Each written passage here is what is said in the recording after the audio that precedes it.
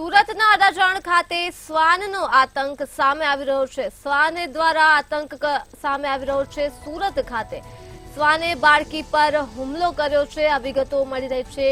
સુરત ખાતેથી બાળકી પર કુલ 2 શ્વાન દ્વારા હુમલો કરવામાં આવ્યો છે। તો અડાજણ સ્થિત ગોરાટ રોડનો આ બનાવ છે જે પ્રકાશમાં આવી રહ્યો છે।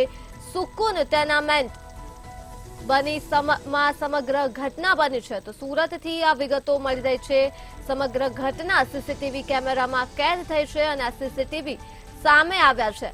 તો સુરતમાં શ્વાનનો આતંક જોવા મળ્યો છે। શ્વાને બાળકીને બચકું પણ ભર્યું છે। તો બાળકી પર કુલ 2 શ્વાન દ્વારા હુમલો કરવામાં આવ્યો હતો અને અડાજણ સ્થિત ગોરાટ રોડનો આ બનાવ છે જે પ્રકાશમાં આવી રહ્યો છે।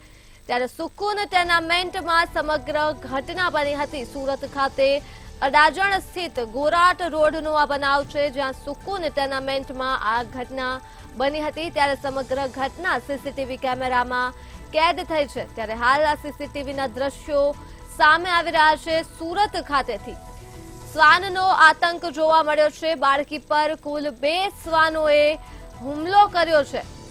તો અડાજણ સ્થિત ગોરાટ રોડ પરનો છે આ બનાવ જે સામે આવી રહ્યો છે। સુકુન ટેનામેન્ટમાં સમગ્ર ઘટના બની હતી। ત્યારે સમગ્ર ઘટના સીસીટીવી કેમેરામાં કેદ થઈ હતી જે હાલ સામે આવી રહી છે।